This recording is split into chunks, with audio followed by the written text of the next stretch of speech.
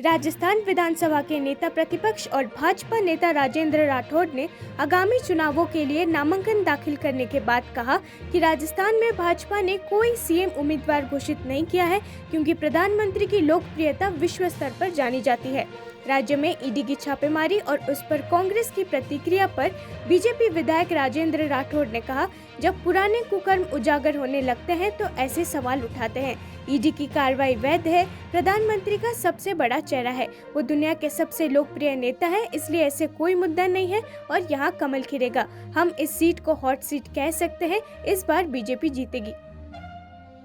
पूरी तरह उतर चुके हैं, क्या प्राथमिकता रहेगी?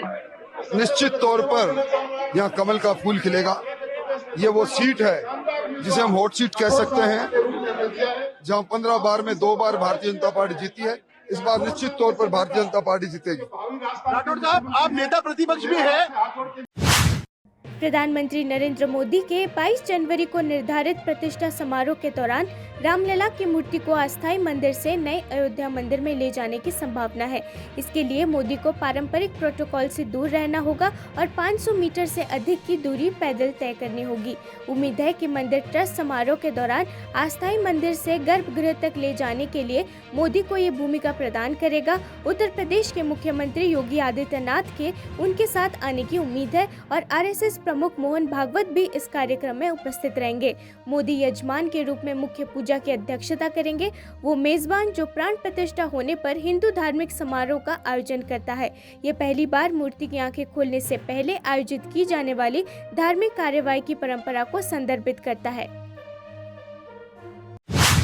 अयोध्या राम मंदिर पर कांग्रेस नेता कमलनाथ के बयान पर प्रतिक्रिया देते हुए एआईएमआईएम अध्यक्ष असदुद्दीन ओवैसी ने कहा, कमलनाथ ने साबित कर दिया है कि बाबरी मस्जिद के विध्वंस में कांग्रेस, बीजेपी और आरएसएस के बराबर की भूमिका थी। हिंदुत्व की विचारधारा पर कांग्रेस और बीजेपी दोनों काम कर रहे हैं। अब हमें उम्मीद है कि प्रधानमंत्री मोदी जनवरी में जब किसी कार्यक्रम में जाएंगे तो राहुल गांधी को अपने साथ ले जाएंगे। ये राम श्याम की अच्छी जोड़ी होगी। गौरतलब है कि कांग्रेस के मध्य प्रदेश प्रमुख कमलनाथ ने कहा था कि राजीव गांधी ने पहली बार राम मंदिर का ताला खुलवाया था। जितना रोल आरएसएस बीजेपी का है, उतना रोल कांग्रेस का भी रहा है। मेरी इस बात को और ऐसे कई हजारों लाखों लोगों की बात को दोबारा कमलनाथ ने साबित किया कि बाबरी मस्जिद की डिमोलिशन और शहादत में कांग्रेस का भी बराबर का हिस्सा है। और कमलनाथ ने ये कहा कि राम मंदिर का क्रेडिट बीजेपी नहीं ले सकती। राजीव गांधी के रोल को नहीं भूलना चाहिए। ताला खोला राजीव गांधी ने और उन्होंने कहा कि हमको तारीख को नहीं भूलना चाहिए। बिल्कुल सही कहा उन्होंने। तारीख को इसलिए नहीं भूल सकते कि जब पहली मर्तबा बाबरी मस्जिद के अंदर रात के अंधेरे में चोरों की तरह मस्जिद के अंदर जाकर उसमें आइडल्स को रखे गए थे मिंबर नबवी सल्लल्लाहु अलैहि वसल्लम पर। उस वक्त किसकी सरकार थी उत्तर प्रदेश में? कांग्रेस की थी। मुख्यमंत्री कौन था? जीबी पंत साहब थे। फिर उसके बाद मुसलमानों से मस्जिद को बंद कर दिया गया और पूजा। महाराष्ट्र के मुख्यमंत्री एकनाथ शिंदे ने शुक्रवार को मुंबई में सभी जिला कलेक्टरों और सचिवों की एक बैठक की, जिसमें उन्हें पुराने रिकॉर्ड इकट्ठा करने के लिए राज्यव्यापी अभियान चलाने का निर्देश दिया गया, जिसके आधार पर पात्र मराठों को कुणबी जाति प्रमाण पत्र दिए जा सके। शिंदे ने कुणबी रिकॉर्ड की स्क्रीनिंग की निगरानी के लिए हर जिले में एक विशेष सेल स्थापित करने का भी निर्देश दिया और पूरी प्रक्रिया पर साप्ताहिक प्रगति रिपोर्ट मांगी, जिसे महाराष्ट्र सरकार की आधिकारिक वेबसाइट पर अपलोड किया जाएगा। ये बैठक मराठा कार्यकर्ता मनोज जरांगे पाटिल द्वारा कुणबी ओबीसी श्रेणी के तहत मराठा समुदाय को आरक्षण देने की मांग को लेकर अपनी भूख हड़ताल वापस लेने के एक दिन बाद आयोजित की गई थी, जिसमें राज्य को प्रक्रियात्मक आवश्यकताओं को पूरा करने और उनकी मांगों को पूरा करने के लिए 2 जनवरी तक का समय दिया गया था।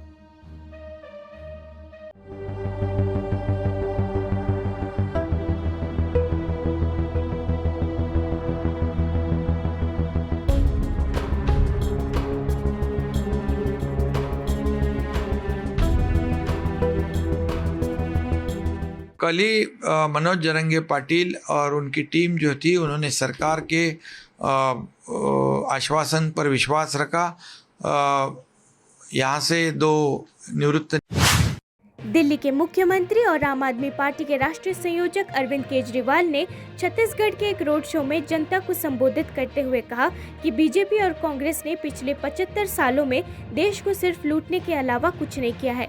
अरविंद केजरीवाल ने ये भी कहा, आज़ादी के 75 साल बाद भी देश में गरीब लोगों को बीमार पड़ने पर पूरा इलाज नहीं मिल पाता। इन 75 सालों में इन दोनों पार्टियों ने क्या किया? उन्होंने बस देश को लूटा है। मैं जानता हूं कि यह इलाका बहुत गरीब इलाका है, लेकिन अभी जो आनंद मीरी जी ने बताया वो सुन के बहुत दुख लगा कि आजादी के 75 साल बाद भी हमारे देश के गरीब लोगों को अगर वो बीमार हो जाएं तो पूरा इलाज मुहैया नहीं होता। 75 साल किसी भी देश के इतिहास में कम नहीं होते, बहुत होते हैं। इन 75 साल में इन दोनों पार्टियों ने मिलकर क्या किया? केवल लूटा, देश को लूटा।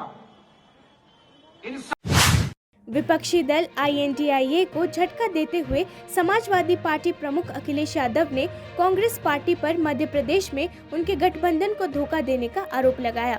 उन्होंने कहा, बीजेपी और कांग्रेस दोनों डरे हुए थे कि MP की बिजावर सीट पर समाजवादी पार्टी का उम्मीदवार जीत सकता है। हमारे विधायक ने पाला बदल लिया और अब वो बीजेपी के उम्मीदवार है। सवाल ये है कि ऐसा करने के लिए किसने दलाली की? क्या इसके पीछे कांग्रेस थी या बीजेपी ने ऐसा किया है अपनी पुरानी आदत को अमल में लाने? मध्य प्रदेश में भाजपा और कांग्रेस दोनों मिलकर काम कर रहे हैं। ये पूछे जाने पर कि क्या मध्य प्रदेश में समाजवादी पार्टी को हुए नुकसान के पीछे कांग्रेस का हाथ है, यूपी के पूर्व CM ने कहा, अगर कांग्रेस ने ऐसे किया है तो करने दो। समाजवादी पार्टी के लोगों ने करीब से देखा है कि कैसे कांग्रेस ने गठबंधन को धोखा दिया।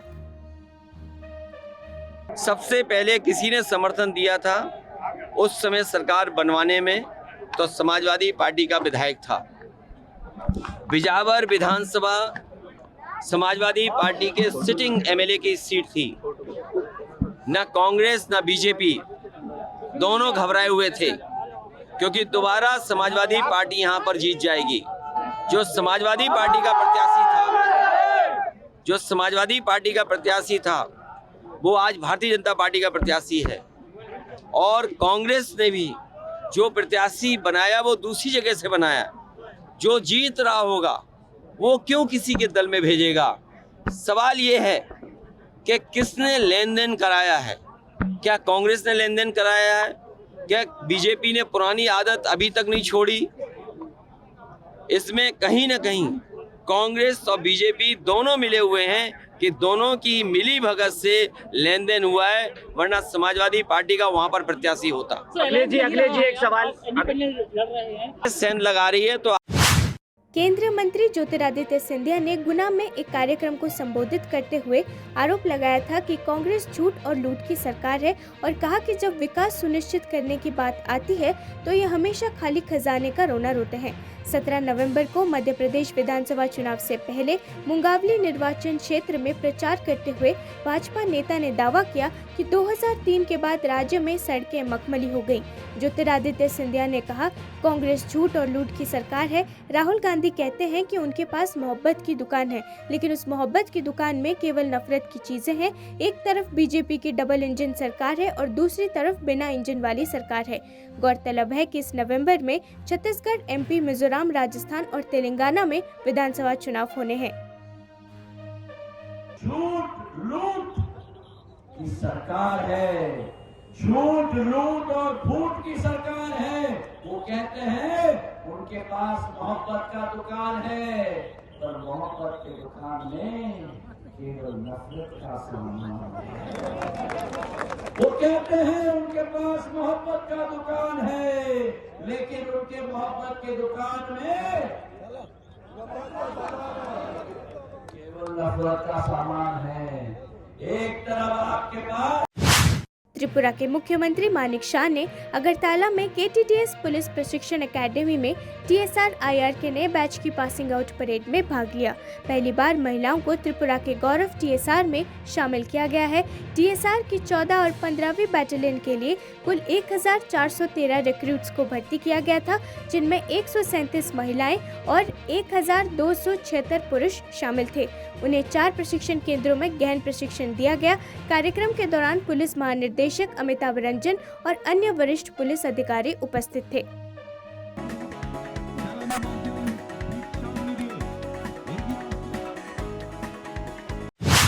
पैरा चेस खिलाड़ी हिमांशी राठी, जिन्होंने हैंगसो एशियन पैरा खेलों में महिलाओं के व्यक्तिगत मानक V1, B1, RND7 स्पर्धा में ब्रॉन्ज पदक जीता, उन्होंने कहा कि समाधान उनके रास्ते में आया क्योंकि उन्हें जीवन भर लगातार संघर्षों का सामना करना पड़ा।